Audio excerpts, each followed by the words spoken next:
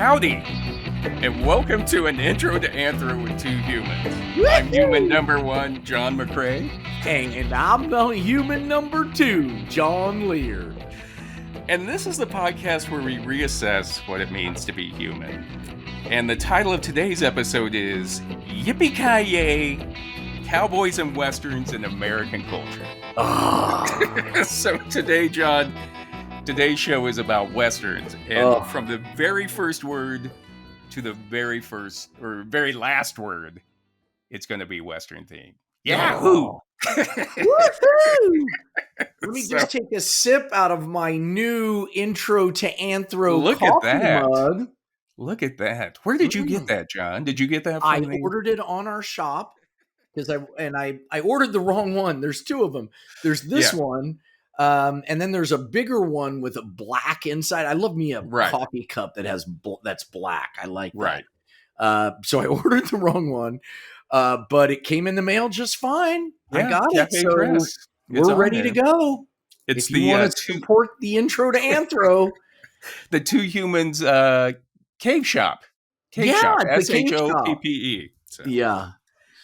Anyway, thank you for buying that, John. Thanks for You're welcome. You're welcome. I guess we should start putting that link in our stuff, right? Yeah. I'll try to post it again, and then if we could put it on the Podbean site somehow. You got it. Send me the link, and I think you already have. I'll get on it. All right. So anyway, recently on your personal Facebook page, you had posted an article from the Stacker website from July 2nd, 2023, and it was titled 50 Best Western TV Shows of All Time. Yes, it was. And the article was by Meagan Drillinger and Olivia Monahan, and Luke Hicks did the data work on it. And the article says that they compiled data from IMDb as of July 2023 on all the Western TV series and ranked them according to IMDb user scores. Yes. I love this. It's just great. It's like soaking my feet. You ever done that thing in the valley here where you go to those they're Chinese and they do foot massage? Oh yeah. Where you lay in like a kind of, it looks like a lazy boy or right? And then they put your feet in hot tea to start you off. That's what you talking about this, Meagan. It's like putting my feet in hot tea. Thank you. All right. I'm trying to figure out that analogy, but I do like going to have a foot massage. Yeah. I always like that. I like that. Amazing. And so anyway, they had things like F Troop, which ran from 1965 to 1967, was number 48. Little House on the Prairie. Remember, that was huge. From 1974 to 1983 was number 39. Kung Fu. With David Carradine. Yes, we did an homage to Kung Fu on Quick Draw. Right. My brother David loved Kung Fu back in the early 70s. Me too. I'm with him. I loved it. Yeah. When he carries the hot, I don't know what that thing is, bucket. Yeah. It burns the dragons on the inside of his. What was it? Kwai Chang Kane was his name. He was trying to find his brother or something. Yeah. The Lone Ranger, 49 to 57 was number 23. Gunsmoke ran for 20 years. Amazing. Was number 12. Wild Wild West was probably my favorite Western growing up with Robert Conrad. Yes. And that movie totally ruined it. I know. Oh, God, that movie. Yeah. That was number 13, but Robert Conrad was so cool in that. Yeah, he really was. Yeah, he was. And didn't he, when we were doing Ed in Chicago, he showed up and did a publicity shoot with us. Yes. It was the nicest guy. Nicest guy. Good guy. And then the Rifleman with Chuck Connors. I never got Chuck Connors. Me neither. I never got into the Rifleman. It was black and white. I was a child in the 70s. We were done with that. Yeah, I actually for my high school yearbook, I had a quote from the Rifleman's Son, though, as my high school yearbook quote, where there was an episode where some gunman had come to town, and but he befriended the Rifleman's Son, and he was like nice to the horses, and he helped the Rifleman's Son with his horse. And then at some point, the rifleman, Chuck Connors, had to like either shoot the guy or something. Jesus. And so the last line is the son says, I don't understand how people could be so nice to horses and so mean to people, or something like that. I remember that quote. Yeah. I've got that yearbook somewhere. But I met the Rifleman's Son. I did at a county fair that I had an appearance at, and he ate a deep fried butter stick. I don't see how people could eat. Yeah. He was an older gentleman. Good guy. Yeah, Good but you guy. met him. You met the Rifleman's Son. Sure did. He didn't look the same. and then they had Deadwood with Ian McShane. Was a lot of the extras on Quick Draw were extras on Deadwood. Yeah. I like Ian McShane a lot. Yeah, oh God, he was incredible. Deadwood was great. Yeah, that was number 2. And then they had the number 1 they picked was Yellowstone with Kevin Costner. I mean, I know Yellowstone is good, but no. That's all Costner does anymore, right? He just does westerns. Yeah, that's all. Yeah. Well, he has to shave his head. I mean, what's he gonna? I don't know. He's kind of like Sam Elliott. The Yellowstone movie, I guess, did not do well at all. No. Okay. Tanked at the box office. I'll have to watch those. I haven't. It wasn't as bad as Waterworld. His Waterloo. But, yeah. But that's it. He's just doing all westerns. He doesn't want to shave that mustache. I get it. It's fun. Yeah. You get to get on a horse. Ah. But the reason I bring this up, John, is that list at number 32. That's right. They had Quick Draw. That's right. Quick Draw. Still on Hulu, by the way, and does quite well. Yeah. I have an inside person who's got the numbers, and it still does very well. Quick Draw.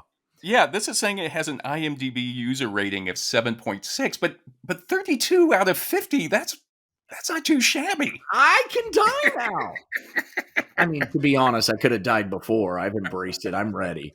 But still, isn't that great? That's so cool. Quick Draw deserves it. That was a fun show, and we did a good job. Darn it. Right. And for those of you who don't know, Quick Draw was a show that ran on Hulu from 2013 to 2014, which starred Human Number 2, John Lehr. Human Number 2, yes. And Human Number 1 was our historical, what do we call you? Our historical consultant. Yeah. And you were, every episode basically came from your head. Well, it was you and Nancy Howard, who's hilarious and brilliant. Yes. And you and Nancy had also done 10 Items or Less for TBS. And then for Quick Draw, you did a Western. We did a Western. Hulu asked us. We had 2 seasons. It was so fun. And it's set in Great Bend, Kansas in 1875. And you played Sheriff John Henry Hoyle. Do you want to tell us a little something about?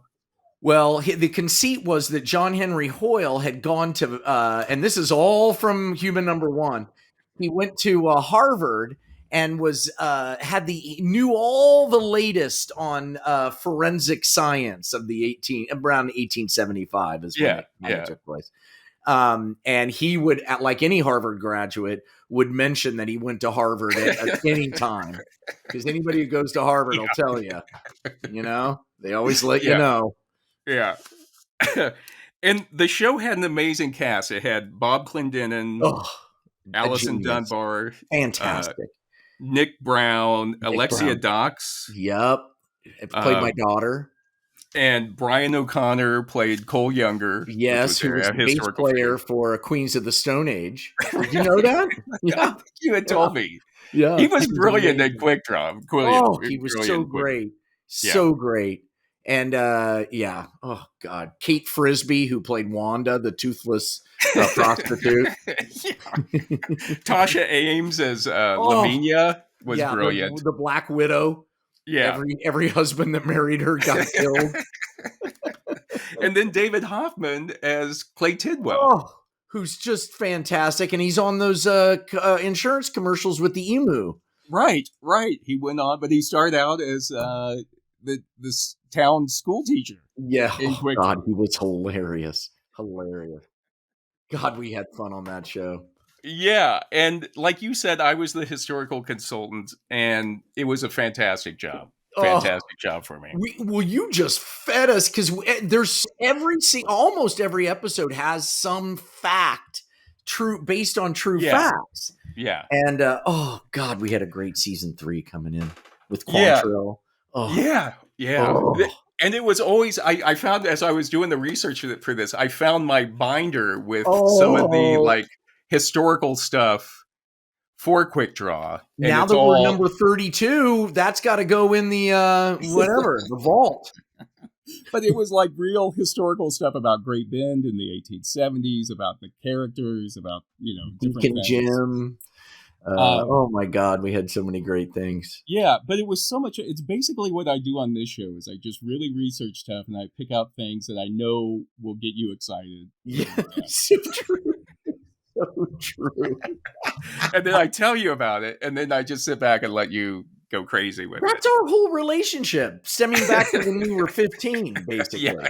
You telling me stuff that just like blows my mind.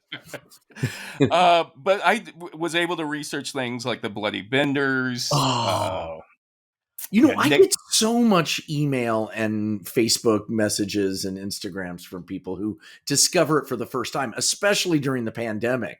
Yeah. And they reach out and go, "When's season 3?" And I'd go, Yeah. Unfortunately. Yeah.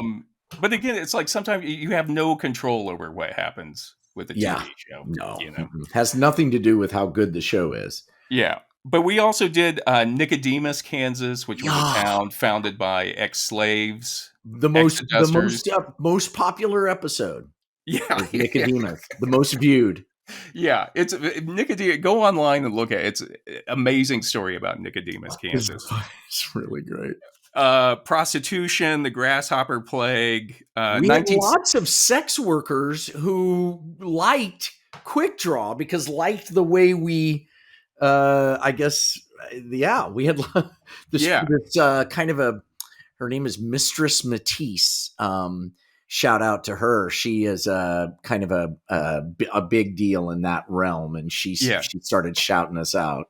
Oh, that's great. That's great. Yeah, we did one on like vibrators in the 19th century.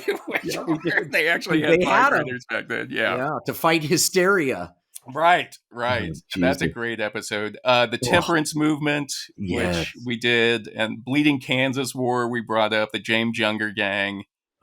Harvard University, which was kind of ground zero, which we talked about in our forensic anthropology episode, was ground zero for forensic anthropology. Yeah, but not quite, lots of misses. So like my character was very into phrenology. Yeah.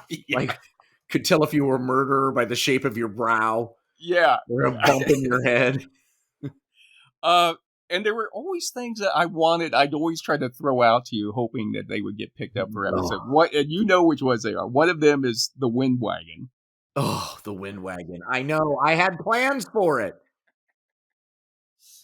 The Wind Wagon was a wagon, and they actually had them back in the 1800s. But the idea was it was a wagon with a boat sail on it, which makes total sense. Why do you need the oxen when you got the wind?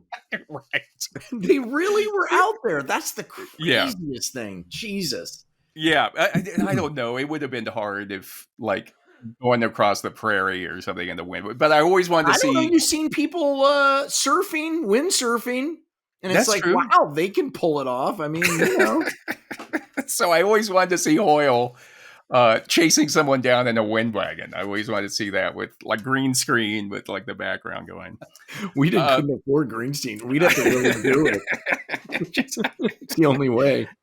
I always wanted to see Hoyle go back to Harvard to meet his old college roommate, Thomas Dwight, who was the father of American forensic anthropology. I always thought we did go back to Harvard once in a flashback. Yeah. Where my wife gets killed, but she doesn't get killed. Sorry. Spoiler alert. Yeah. Oh. It's still going to be good. But Thomas Dwight his lectures at Harvard, he had like a giant skull, like a physical skull that with the top, he could take the top off.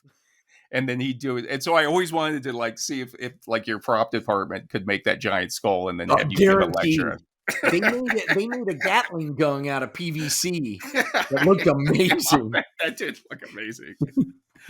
And the other thing I always wanted was for Hoyle to come up against Archie Clement. And Archie Clement was a historical figure who had ridden with Bloody Bill Anderson. He was actually a psychopath, homicidal psychopath. He would massacre people and scalp them like Union soldiers. Wow. But the thing is about Archie Clement, which I thought would make an interesting character, is he was tiny. He was only like 5 foot tall and 130 pounds. So wow. I always thought... badass. Yeah. Crazy guy. He was finally killed in 1866 in Lexington, Missouri. They tracked him down and killed him. He was... Archie had to go. Yeah. And Quantrill, we wanted to get in with him. We were going to make him the season 3 bad guy. Right. Would have been interesting. All historical figures. How did you come up with the idea for Quick Draw? How did that come? Easy. I watched a ton of Gunsmoke.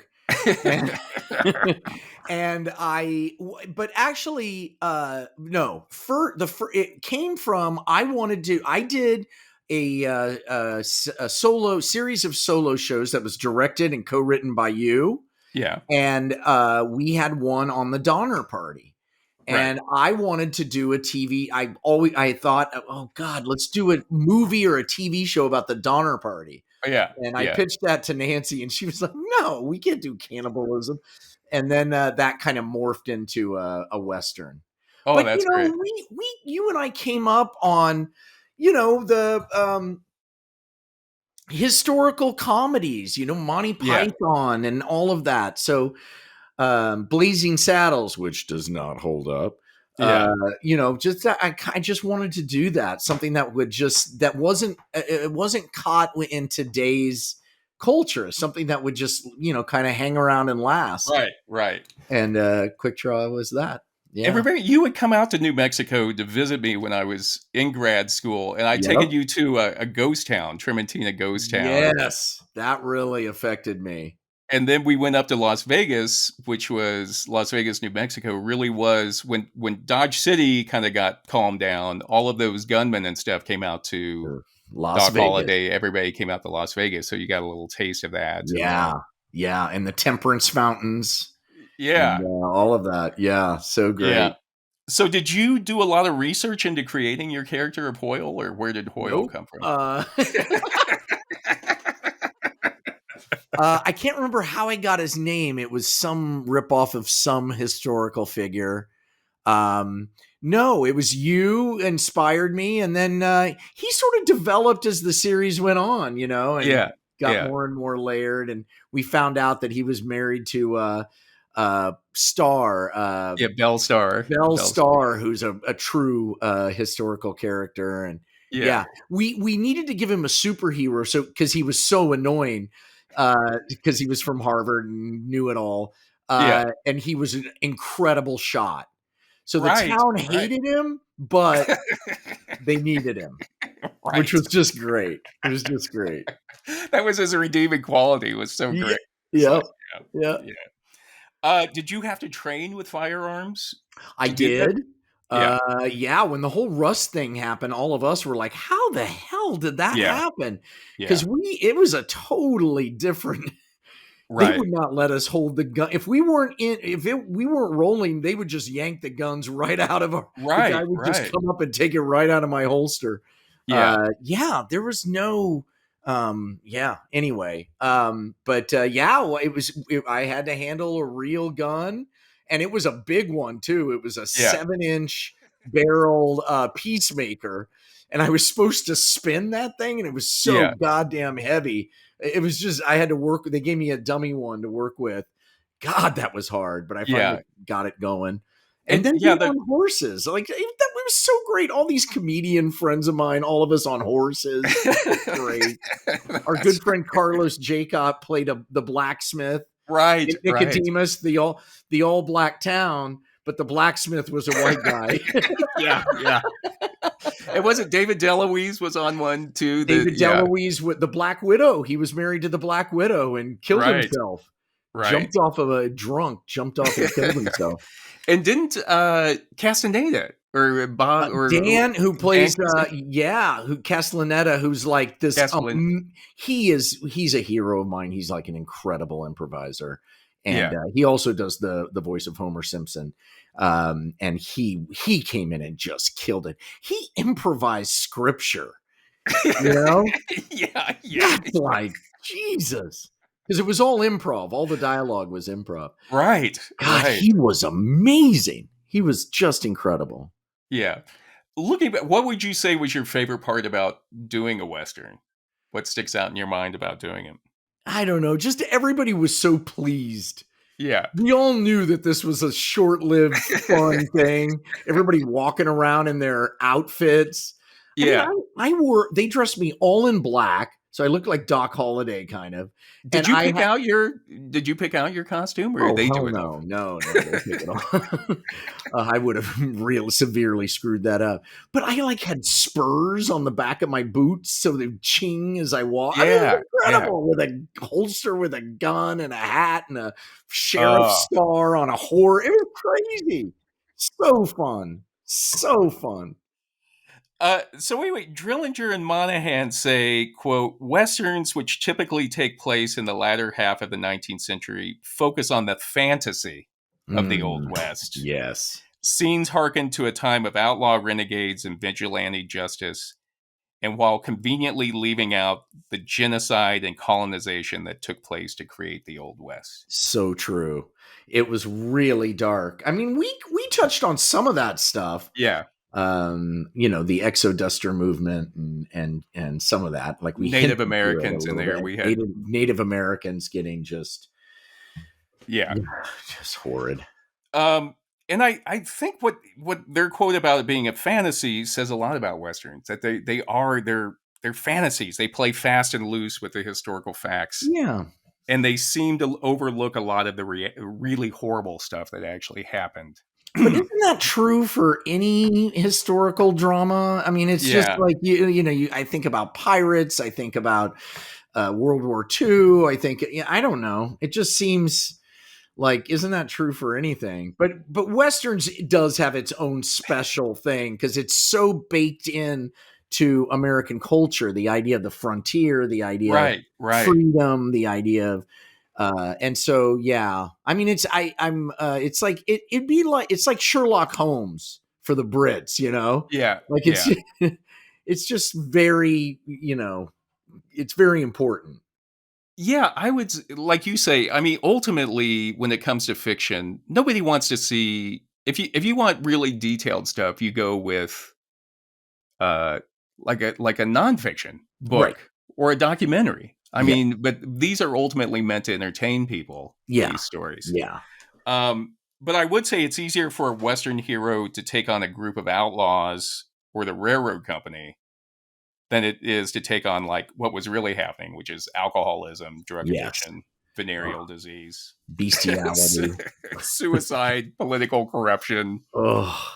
Sexual discrimination, genocide, and racism. You know what I mean? You educated me on it as we were going along. And it was just like, no wonder everybody was drunk. It was just horrid. What a way to live. It's suicide. A lot of people just like wanted to commit suicide, like take a bunch of laudanum and just. Yeah, that's the way to go. Laudanum. But today, John, we're going to look at cowboys and westerns and try to figure out why they are so popular, not only here in America, but all over the world. I know. It's amazing. It really is. Do you find Quick Draw fans when you go overseas? You're getting ready to go overseas. Yeah, no. Hulu is not international, so they have not distributed it internationally. Really? I've had people approach me who do international sales, and they're like, can we get a crack at it? And, cut Hulu in, and Hulu is not interested in that. So who knows? It'll get out there eventually. It That's seems the like great that thing would be about doing a popular. historical comedy. It's never going to die. Yeah, it will always be. You don't have to worry about becoming outdated. It started out with in It's the already past. outdated. So when we talk about the Old West or Cowboys, we're basically talking about the 2 decades right after the Civil War. Yes. Okay. Yes. The time from 1865 to approximately 1890. Yes. And that's really not that much time. No. You know what I mean? Not 25 years, right? Yeah. And Yeah. in fact, Gunsmoke the TV show probably ran longer than the actual. Yeah, it certainly did. That's so interesting. From the actual cowboy period in a lot of places. That's fantastic. But in the book, The Old West, The Cowboys, and this was a Time Life book. Remember back in the 70s when Time Life books would be like... Oh, I remember them. I can see it. They were like leather. They looked like saddles. Yeah. They were always on TV, like Time Life books.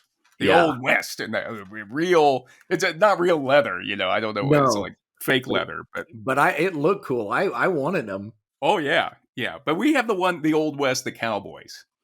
And in that, author William Forbes says, the high time of the American cowboy lasted a bare generation, from the end of the Civil War until the mid-1880s, when bad weather, poor range management, and disastrous cattle market prices forced an end to the old freewheeling days. Yeah. So like all of us, the Cowboys were done in by like economics. Yeah. You know what I mean? And the light bulb, we always said, hey, we don't want to go before the Civil War. Yeah. Because once you go before the Civil War, the costumes, like, it's a nightmare. Oh, really? Yeah. The costume department was like, we won't do it. I did one flashback, and we had to hire a couple of reenactors, Civil War reenactors, to come in their outfits. Oh, that's great. Because they're so expensive. Yeah, and those guys, they were probably happy to do it. Hoyle was actually he was in the Civil War, right? He fought for the Union. He was in the Civil War. He was a cook. Yeah. There was so much we could have done with that. Like more flashbacks. I know. Bleeding Kansas War, all of that. He accidentally served his soldiers gazpacho because they couldn't light fires because of good attention. So he served them all cold soup, and it was actually tasty. That's brilliant. And Forbes continues that in that brief span, the number of cowboys who rode the cattle trails across the Great Plains totaled no more than 40,000. Wow. So it wasn't that many people, and not that long. And I tried to think of what an equivalent of that would be for about 20 years. And the only thing I could come up with would be like Blockbuster Video employees. It's like maybe 100 years from now, people will look back and be like, yeah, in the 1980s and 1990s, those guys were at the top of their game. 20 years, and then they were like out. The technology moved on, and they were out of a job. Yeah, that's it. That period before the iPhone. Yeah, not very interesting. And Forbes also notes that most cowhands were surprisingly young. Their average age was only 24. Yeah, they were young. Yeah. And he says, despite their steely gaze and the guns they may have put on, especially for the camera, they seem to have a lot of the bumpkin in them. Uh-huh. Meaning that they were just young kids away from home for the first time. Right. Those Cowboys. Mm-hmm. Like going to going to Florida. Yeah. Just got yeah. For spring break. And Forbes also notes that nearly 1 cowboy in 3 was either Mexican or black. Huh. That's interesting. That is interesting to me, because usually that's something that's overlooked in most Westerns, or at least most Westerns from the early 1900s through the 1950s. Not just Westerns, but all of media. Right. People forget the number of black and Mexican cowboys, or black and Mexican people in general that were in the Old West, and also Native Americans that were in the Old West. Yeah. And I would say that the Old West was probably more diverse than what the movies portrayed as. Yeah. You And used real Native American actors for Quick Draw. yeah, And they yeah, were amazing, yeah. amazing guys, just hilarious. And there's one guy who we used a ton, and I remember he took his shirt off on set. And the guy was like, I don't know, 50s at the time, late 50s, Yeah, and yeah. just cut. The whole set went silent. Every woman and gay man on the Quick Draw set just Yeah, stopped talking immediately. yeah. I think that's the thing, unless you, I don't know, I live in New Mexico. So it's like, hey, Native Americans are still here. They never went anywhere. No. And they're still just living their life like everybody else. Yep. They're at jobs and like teaching in universities and everything else. But for some reason, movies always make them kind of a cliched look Yes. of what they, uh, I don't know. It's like a cliche. It's a stereotype that we can't seem to get rid of. No, because the truth is so horrid, Yeah, horrid. The truth of what happened is just, yeah. it's, still happening. And here in New Mexico, there's like Hispanic and Latino people whose families have lived here since like the 1600s, 1700s. Yeah. And then there are African American, Jewish, Arab, and Asian Americans who have lived here since like the early 1800s, mid 1800s. Mm-hmm. And then there were also a lot of immigrants that came over to the Old West, like English, French, Dutch, and German people who came over to become cowboys. Which Amazing. you don't think about like A French cowboys. A Dutch cowboy. Right, right. And Marshall Fishwick and this was a 1952 article, so this was 70 years ago. Fishwick says in the Cowboy America's Contribution to the World's Mythology says there was nothing like 100% Americanism among the real cowboys on the open range. They were an international crew. So and even he notes like journals that were written by cowboys at the time back in the 1880s who would refer to other cowboys as like Frenchy or Dutchy, and these were all like French and German guys who had come over to become cowboys, ended up working as cowboys. Yeah. Amazing. And even the tumbleweed, which is like a staple of Western films, right, is actually Russian thistle, which was brought over in the 1870s by immigrants from Eastern Europe. You're kidding. It's not a native plant? No, it's Russian thistle. And it just kind of like it was inadvertently brought over in their bags of seeds for flax and wheat. And so, yeah, even the tumbleweed, which, by the way, tumbleweeds, they're an annoyance out here. But they're beautiful. Like I've seen like entire, barbed wire fences covered in tumbleweeds, and it's just so gorgeous, but annoying. I mean, when we lived in Santa Fe, our backyard fence would get covered in tumbleweeds. But again, even the tumbleweed it's not native to America. But isn't that sort of American? None of us were native. Right.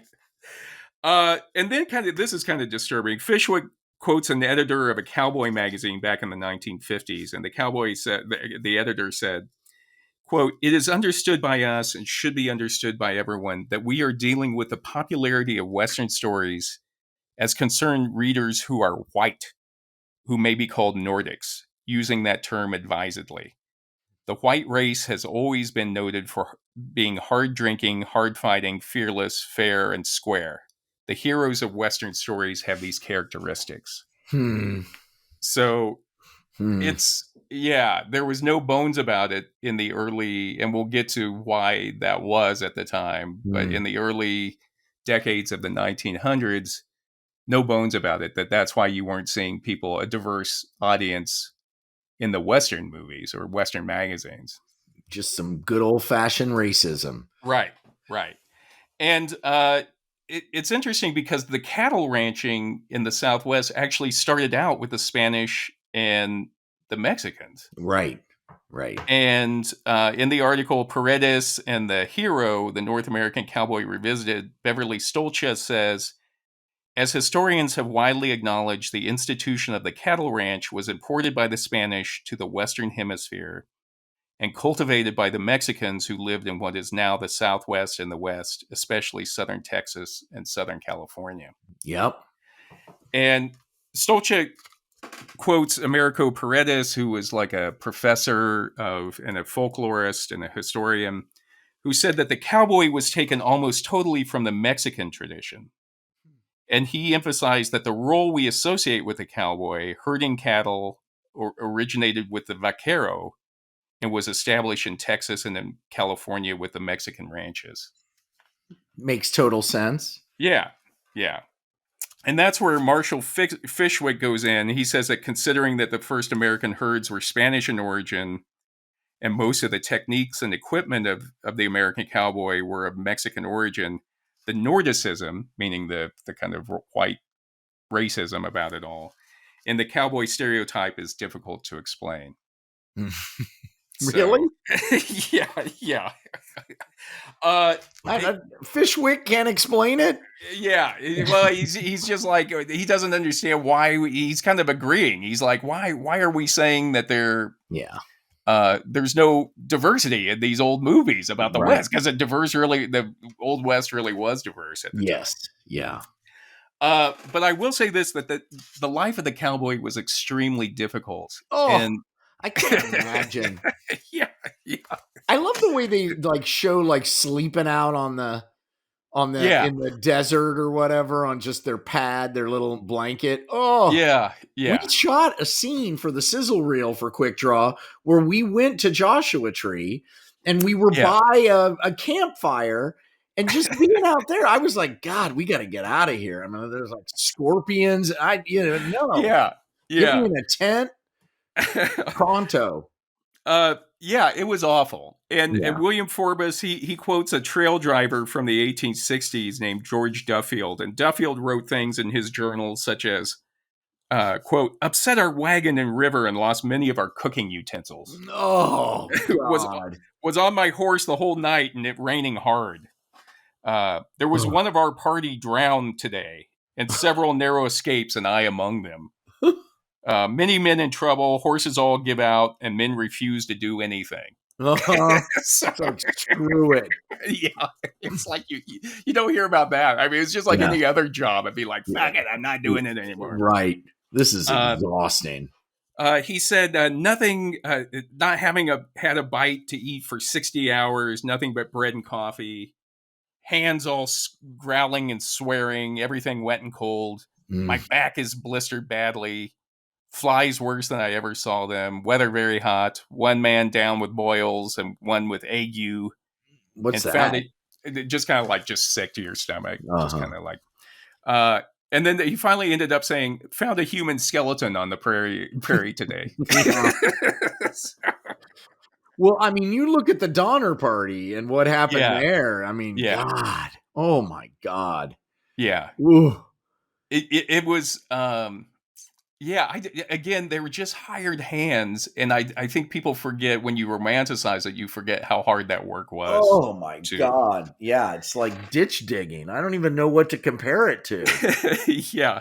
And Forbes says in winter, a cowboy might, because during the winter, they would lay off all these guys. Yeah. Because you wouldn't be like sending cattle up to Kansas or Wyoming or whatever. Right. He says in the winter, a cowboy might collect firewood or go bounty hunting for the prairie wolves that preyed on weaker cattle. You know how they go out and just try to kill wolves and get some money for that. And he says, in fact, many cowboys did not work at all during the winter months since the ranches laid off more than half their help when the warm weather roundups and drives were not underway. And he adds that during the off-season, a man might batch up, as the Cowboys called it, with friends in town and do such odd jobs as house painting. Oh, interesting. so you don't see that in the movie. You don't see like Tommy Lee Jones or Clint Eastwood portraying like, house hopping or like couch jumping and painting the general store. Getting a job as a busboy somewhere. I thought you were going to say they just drank the whole winter. Because you'd still have to work. So, I mean, they would just be like go into town and hang out with, like, try to live with friends and get a...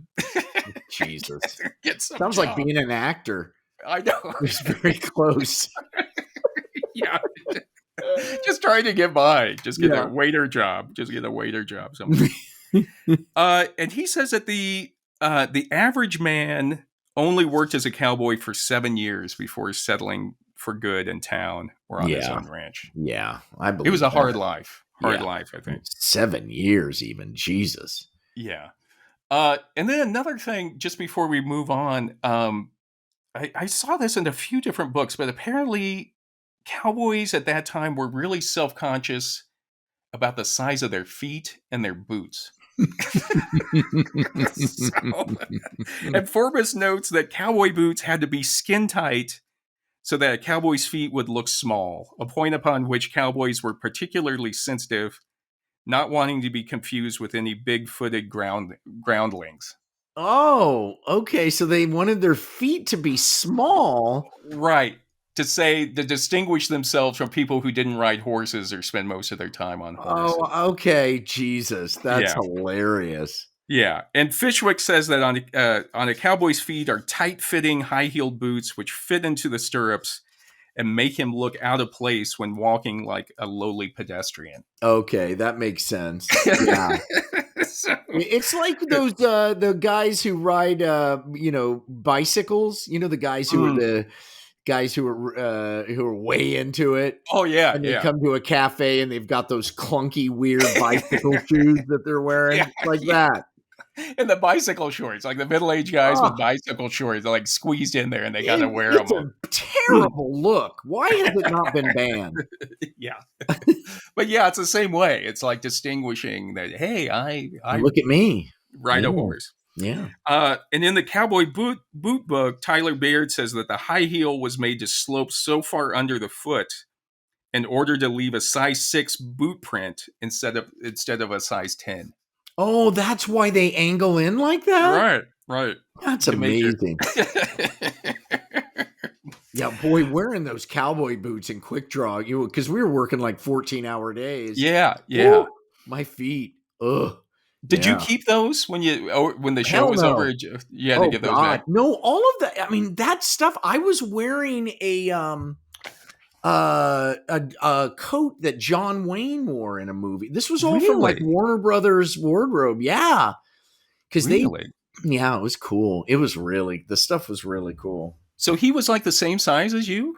I guess so, or maybe they might have, maybe they, tailored it. I don't know. Yeah. But yeah, I was told that by one of the, they're like, because it's all the same stuff. Doing a Western is like that because there was like a time when tons of Westerns were done and then they stopped. So we were like the only Western shooting in Hollywood. So all these people who were like part of that culture, like people who are horse trainers and people who who did extras and would show up in their outfits, all those people started coming to us. That's great. It was so interesting. Where did you shoot it? It was out at the Warner Ranch, or where was it? No, we shot it at oh God, what was the name of that place? I'm blanking. It was in Malibu. It was just before Malibu on up Canaan Road, Paramount Ranch. Ranch. And it was owned by the state. It was on a state park. So it was we rented it from California, the state of California. And it burned down. It's gone. That's right. And the fires. And the wildfires. Just burned it down. That's a shame. They rebuilt a couple of things because I think Westworld shot there too. Really? And they rebuilt a couple of buildings, I've heard, but I haven't seen it. Yeah. It was always funny because that was supposed to be Great Bend, Kansas. And then there was always like in the background, like mountains in the background. Every relative I had from Kansas would remind me of that. And I'd just be like, well. I loved it. Yeah. It's the Flint Hills. The Flint Hills. I think it's kind of the same. Out in Malibu is where they shot MASH as well, right? It sure is. So we didn't want to be a Paramount Ranch because none of those buildings had insides. They were really? So we had to, it was all just like you opened the door and there was nothing there. We wanted to be at another place called Melody Ranch, but we couldn't afford it. Really? How was it? Did you have to build because there are a lot of interior shots in the there were a couple of buildings that had them and we used the same buildings and just dressed them in different ways, Yeah. The saloon had it had a fake staircase up. There was no upstairs, but it had enough room to. Yeah, the saloon was a real room. We used that, and the sheriff's office was real. Oh, that's great. Almost every other building was just a facade. Yeah, that's funny. Yeah. That's funny. Just real quick, my wife Mary is a poet, and a few years ago she wrote a book titled "The Cowboy Meditation Primer." I own it and highly recommend it. Thank you very much. It's a great book. Yes, it is. It's available on Amazon, and again, it's called "The Cowboy Meditation Primer." And what she did is she took Zen Buddhist lessons and placed them in the setting of a cattle drive in the 1870s. It's so great. It's such a. I'm going to read it again. I have it right here. Yeah. I can find it, but it'd take me a sec. And there's been Buddhist magazines that have published some of the poems out of it, because they really are there's life lessons in them and Buddhist lessons in them. It's so great. It's such a great mashup. But for her research for her book, we drove the Goodnight Loving Trail from Lubbock, Texas, all the way up to Pueblo, Colorado, all the back roads, just to kind of see what it was like. Wow. At that time. Wow.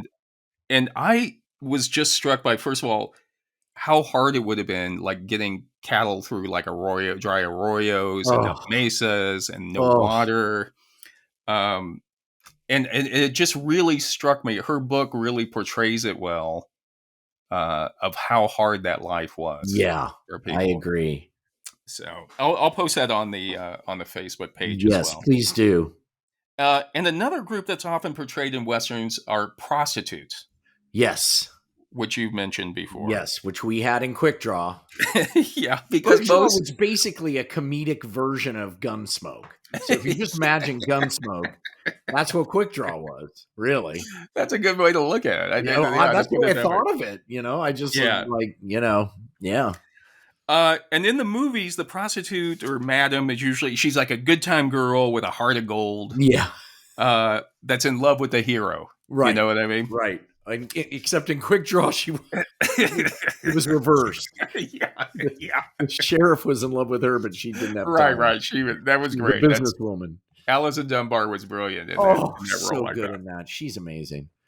So great, just come on, it's just really kind of putting him in his place. But the reality in the 1870s, 1880s was a little bit more grim for prostitutes. Yeah. Yes, it was. And in the book, Daughters of Joy, Sisters of Misery, Prostitutes in the American West, Ann Butler says that on the frontier, most jobs like lumbering, mining, freighting, cattle driving, soldiering were masculine. It was therefore very difficult for women to support themselves if they needed to in the Old West. Mm-hmm. And there were some, women who were teachers and seamstresses and actresses and laundresses. But if you lost everything, like if your husband got tuberculosis or got killed in a cattle accident or something, about the only thing you could do was to become a prostitute if you were a woman at the time. And in the book, Upstairs Girls, Prostitution in the American West, Michael Rutter says that in reality, sex was the only thing most of these desperate women felt they had to sell. It was a matter of basic survival, and as many women in the flesh trade discovered, they barely managed to do that. Wow. So, again, it was a hard life. Usually, prostitution employed young women. Butler says that the average age for a prostitute at that time was between 15 and 30 years old, ideally between 15 and 19. Jesus. Yeah. And Butler says that the prostitutes' clientele were generally poor, drunk outlaws and laborers. Mm-hmm. So it's a little bit different than what you see in the movies. Yeah.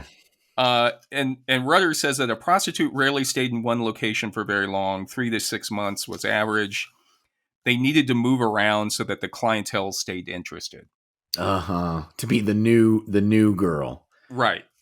That's kind of I would say that also applies to theater shows. Yeah. Or like comics. Like comedy shows. Comics. Keep moving. Yeah. Keep on moving. Yeah. Well, that's what I'm doing next week. I'm going to Europe. Yeah, exactly. Just do one town and go to the next. Go somewhere else where you're still people are still interested. There's a lot of similarities between prostitution and theater. I think so. And there was a hierarchy of the places where prostitutes worked. For example, there was parlor house was at the top, then a high-end brothel, common brothel, low-end brothel, cottage girl who just kind of worked in her own house, a crib, which was just like a cubicle basically. Jesus. And finally a streetwalker. Oh my God. And again, it was the worst one Rudder says were volume houses. When men were usually not allowed to remove their clothes or boots. Removing a hat, however, as a point of courtesy was optional. Kissing was generally not allowed since it would be too familiar. And a volume girl on busy occasions could see as many as 60 men in a single long shift. No. Yeah. Yeah. Oh my God. Yeah. So it was awful. It was awful. Awful. And you didn't get that much money because you also had to split money with the person who owned, the madam who owned the place. Yep. Butler also says that, some in the movies you always see it where like the prostitute will marry a cowboy and settle down and everything's happy. And Butler says that, quote, marriage and family life did not break the pattern of prostitution. Generally, the prostitute would continue working to support her husband and kids. So, yeah. So Butler says prostitutes lived off male customers and husbands leached off prostitutes. So that's a little, again, with the kind of the myth of the self-made man. Yeah. There were like also a lot of people who were just like a lot of guys who at the time were probably drunks who were just living off their wives as prostitutes. Jesus. And then Butler says that generally the prostitute's life was one of physical abuses, drug addiction, alcoholism, poverty, disease, murder, and suicide. And Rudder throws in legal woes because lots of times when towns needed to raise cash, they would start to tax the prostitutes or fine the prostitutes. Wow. And so he says usually to be a prostitute essentially meant giving up your social and civil rights in the Old West. Yeah. And ultimately Rudder says that a lot of prostitutes at the time, it was just so depressing and so I don't know. There was no hope for the future in it. That a lot of them took their own lives through morphine and laudanum. Yeah, was a common end. So you don't hear about that a lot. In the Westerns. No. And then now, John, we come to gunfighting. Oh. And Douglas McLaughlin in the book Wild and Woolly, an Encyclopedia of the Old West, says that between the years of 1850 and 1890, around 20,000 men were killed in gunfights. Wow. Jesus. Yeah. Oh, we do much better than that now. Yeah, it seems like, that's just like one summer or something like that. They were doing that. And he said that usually a man who spent a lot of his time in the saddle would wear his gun, butt foremost, across the hip. So if you were right-handed, you would wear it across. How did you wear it in quick draw? I wore it not that way. I wore it right on the right hip, and it was cool. Yeah. It was apparently they did that, though, to keep it from flying out when they got on their horse. Yes, I was told that by, I don't know, maybe the armor or something. He was like, they actually, and I'm saying, listen, there's a lot. Let's not worry about things here. Yeah. And then he says that usually two guns were rarely worn, but if they did, it didn't mean that people were drawing both guns at the same time. Usually what they would do, he said a guy with two guns would usually draw his favorite gun first, and then only resorting to bringing his second pistol into play if he'd done little damage with his first 5 shots. Yeah, you run out of bullets. You get the other one. Makes so a lot more sense. Yeah, it's not like the double. No, the double. And then you would have the hammer of the pistol would be on an empty chamber. A 6-shooter for safety, so that it wouldn't go off. So really, you only had 5 shots instead of 6 shots. Yeah, I remember that. Which is also kind of interesting when you have in the movies, of course, when the gun just keeps shooting. We did that. We would just shoot and shoot and shoot and shoot and worry about it in editing. Wasn't yours? It was all put in post too, right? Yeah, You we never shot a squib or anything. We couldn't. It was against the rules on the because it was a state park. They wouldn't allow fires or squibs. Interesting. Yeah, so we had to do it all in post, which was great. It was just the way to do it. It's the way everybody should do it. It's so much safer. I mean, especially if you think about Rust, it was such a tragedy. That Rust accident. There was no reason for that, really. No. I mean, so much went wrong with that. Yeah. I mean, they were shooting live ammo with the movie guns the night before or something. I mean, what the hell? There should be no live ammo anywhere near the set. Right. I feel the same way. It's just horrible. And like I say, in quick draw, it works. It works. Yeah. You really can't tell. They were real guns, though. They were real guns, and we were just so safe with it. I mean, I don't understand. I mean, there have not been a lot of accidents. A lot of guns used in a lot of movies and TV shows. Yeah, and Rust is one, and then what was that one where the guy accidentally shot himself? He thought it was. Oh yeah, I remember that, but I can't remember which show it. Bruce Lee's kid. What was the name of that guy? Brandon Lee. Brandon Lee. Yeah. Oh, it's such a tragedy. It's not a movie's not worth it. Not worth it, I think. McLaughlin also says that one of the reasons why they wouldn't wear two guns is that 2 Colts plus gun belt and cartridges weigh around 8 pounds. Yeah. So it'd be like it's heavy. Those things are heavy. I wear it on one side, and at the end of the night, my back would hurt. Oh, really? Yeah. From walking around in those damn boots with a piece of metal strapped to me all day. Yeah. No, it'd be like yanking your pants off. Like 8 pounds. 8 pounds. Heavy. He also says that most of the gunfights were up close. Like there's reports of like people in a gunfight, they were so close that they'd set the fire, like the clothes of the other guy on fire. Wow. When they fire the gun. So it really wasn't that long distance like you see in the movies. It's just about how fast you could draw. That's all it was. Yeah. Wow. Yeah. God. And usually, like he says that they would aim for the belt buckle. So these movies where you have people like aiming for like the head or something, he goes, they would always aim for like just whatever you could hit. Well, they say that if you ever have a gun and you're up against somebody, is just aim right at the chest. Don't just go for the biggest part of the body. Don't. So that makes sense. Put a hole in their hat or something like that. Yeah, so. That never happened. Except Hoyle could shoot. Yeah. But Forbes notes that he quotes Homer Grigsby, who was a cowhand who spent many years on the Arizona-New Mexico range, he says.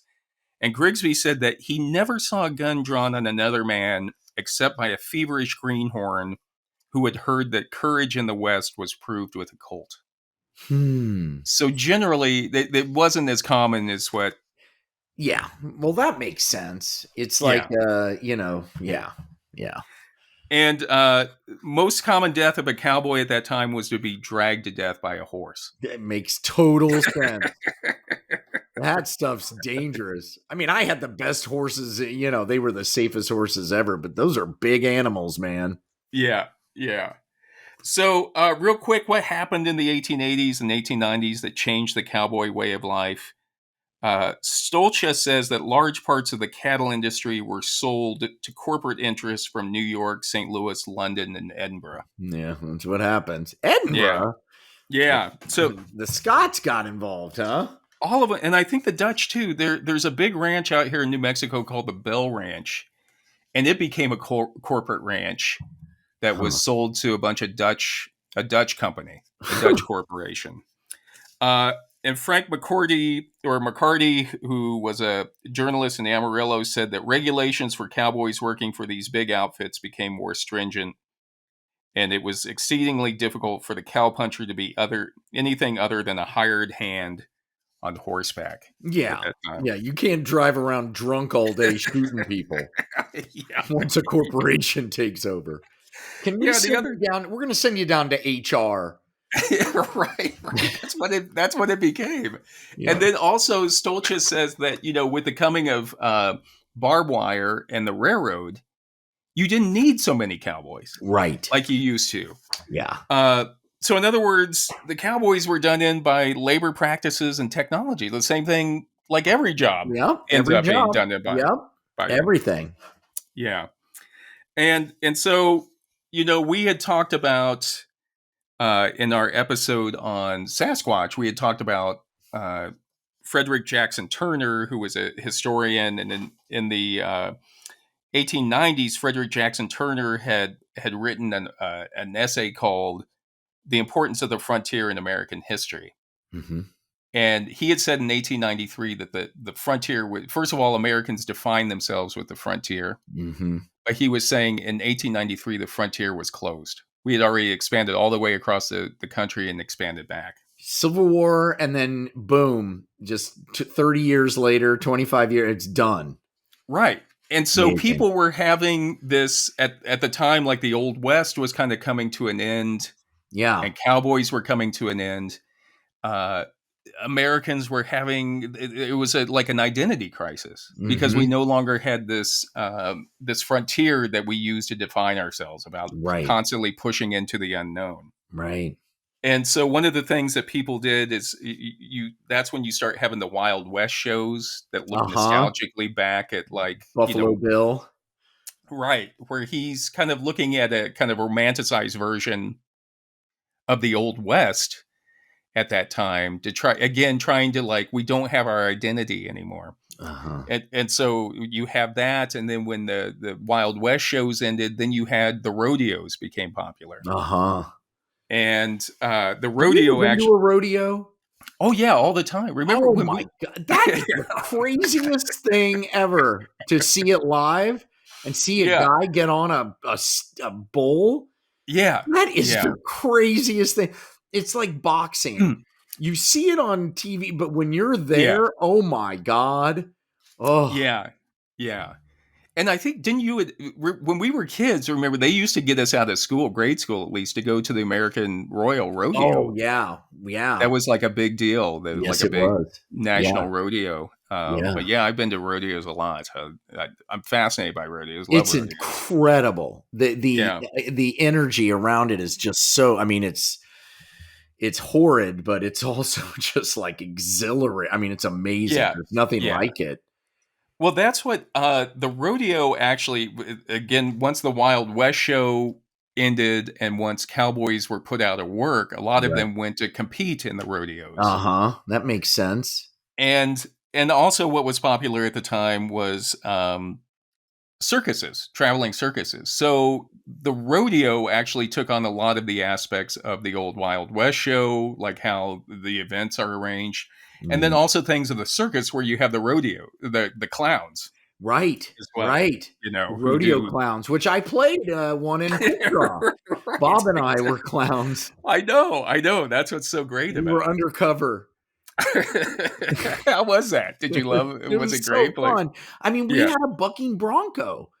Yeah. I wrote it in a script and suddenly a bucking bronco shows up and a snowman rides it. It was the crazy. Oh my God. That was so crazy. And so the other thing you had in the early 1900s at this time was the Western movie, because movies were coming up. Yeah. And the first Western was in 1903. It was the, what was it? Like the Great Train Robbery, I think was the name of it in 1903. And it became very popular. So where they were constantly cranking out these Westerns. But again, they were trying to define, we were in that point where in the early 1900s at the end of World War I, where we had a lot of immigration at the time, the Old West was closed, you had technology was expanding, and so people were lost trying to figure out who Americans were. That sounds like right now. I know. So what do you have? You have people kind of doing the same thing. They're like really into Westerns. Yeah. and really into kind of this machismo of being a Right. West, like an old cowboy. You know, everybody thinks they're like trying to machismo with being an old cowboy and with the hat and the boots and everything and the And an guns. AK-47. Right, right. There's a little bit different. It's a little bit It's a different. little different. And Jack Nachbar in he wrote a book about what was the name of his book? I can't see it here. He wrote a book about like Western movies, Jack Nachbar. Okay. And he says that, you know, Westerns came to define for all classes of white Americans their traditional ethics, values, and sources of national pride. Yep. And, you know, because this is a national myth, Fishwick says, in analyzing the cowboy, we are dealing not so much with specific individuals as with a recognizable type, not with a mere historical reality, but with a fictional ideal. Exactly. You know, there was a oh god, who's the guy who does all the Ford commercials? He has the big mustache. Sam Elliott. Sam Elliott. So Yeah. Sam Elliott, there was a Western that hit the film festivals and did well, and he criticized it as not being realistic to the Western. Yeah. And the director shot back, "You're an actor who's never been." It was like he was talking like he had been a cowboy. Yeah. And it's like, no, you did some Ford commercials. Right. Well, that's the whole thing. It's never been about the historical accurate. In fact, Quick Draw was probably more historically accurate than a lot of movies. In some ways. Yes, I mean, at least we tried. We tried. Right. We had an episode where a guy got bit by a rabid dog, and back then there was no cure, there was no treatment for rabies. Right. You just locked somebody up and waited for them to go crazy and die. I mean, that's really what you did. I think my grandmother had a brother when she was young who got rabies and ended up just going. She would talk about they could hear him down in the basement, kind of like in agony and going crazy down there. So, oh my God. But Fishwick then says that the cowboy stories are morality stories. Yeah. Like his predecessor, the knight errant, the cowboy travels the land, making amends in an unbalanced world, and selling the American landscape and personality to the rest of the world. Yes. Yes. So, and then probably James Folsom in the article Western Themes and Western Films says that Westerns are anachronisms in the modern world. And though they pretend to be sober history, they demonstrably are nothing of the kind. They tend to classify the complexities of human behavior into two mutually exclusive types of characters. Good guys and bad guys. Yeah. They're myths. Yeah. Yeah. But that's cool. There's a place for myths. Oh, me too. I agree. And yeah. They're definitely, there's a place for myth, but you can't confuse it with real history. Right. I guess it is. Right. You know what I mean? Yep. But again, because they're myth, you know, that's an important aspect of Westerns is that they've never been about actual historical Old West history or people. Right. And they've always been about what's happening in the present rather than what's happening in the past. They're closer to Star Wars than they are to history. Yeah, exactly. And I think that's a reason why they're saying what's going on now. What's so great about the Western is because everyone knows the staple characters or the stock characters. Yeah. You can take what's happening now and put them onto the Western to say something about what's happening now. Yeah, we did some of that. We did some of that in Nicodemus. We did that with firearms. We did it with Temperance as well, you guys. Yeah. I mean, just to talk about it in a way to look at it now through that lens, it's easier. It simplifies it so that you can kind of look at some hard stuff. And I think what's great about using those stock characters or those stock roles of like the sheriff, the madam, the undertaker is it's so much faster. You don't have to, you can already jump ahead. You don't have to take several episodes to try to flesh out this character because people already have a basis to begin with. We're already playing by, it's like Commedia dell'arte. You know, you already know what these characters are, and now you can, you're right. It's shorthand. Yeah. Shorthand. Yeah. And then you can start like playing around with it. And that's where in spaghetti westerns, Christopher Frayling wrote a book about spaghetti westerns, and he talks about how Sergio Leone's use of the codes and visual cliches of the Hollywood Western can be placed in a fresh intellectual context. His manipulation of the audience's responses to these codes suggests a clear understanding of what the codes have traditionally been held to imply. In other words, of their resonance. Yeah. And so you can, like, a spaghetti Western is amazing. Like, some of my favorite Westerns are spaghetti Westerns. But again, and they're all dubbed and they're shot in Spain or Italy. Amazing. Right. And Frayling says it is because we are so used to the visual cliche that we react to Leone's flamboyant variation either with laughter or with a reassuring sense of recognition. Yeah. And that's why the Western is an international thing. It's why they do so well, because everybody can attach something to it. Have you seen samurai Westerns, like a cross between samurai and sort of Western themes? Oh my God. There's some great stuff out there. Didn't they say the Magnificent Seven was supposed to be Kurosawa's Seven Samurai or something? Oh, really? That makes which I think that Seven Samurai was actually taken from Westerns as well. So it was kind of like... Wow, yeah. That's cool. That's cool. Anyway. All right, John. Wow. Fascinating. What's your favorite Western? I love Good, the Bad, and the Ugly. Yeah. Oh. I have to say, it's just such a... I mean, it's nothing to do with like the Civil War. I mean, nothing really plays, and the music is great, but you have no idea what they're singing. I love that one.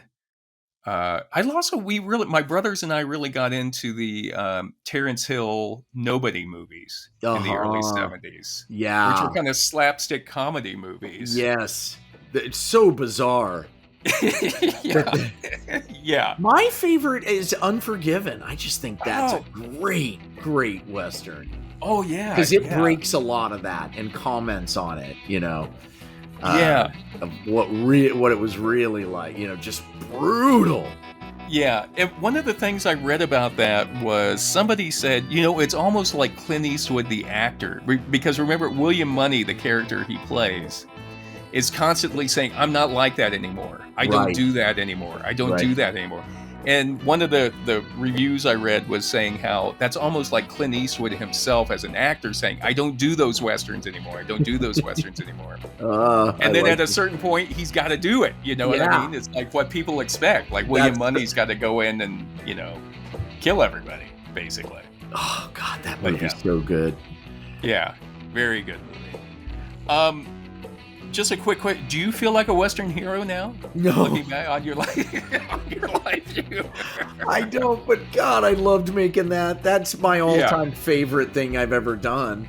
Yeah. I mean, it was just so fun to make, and it turned out well, and writing it was so fun with you and Nancy. I mean, it was just all of it was just so fun.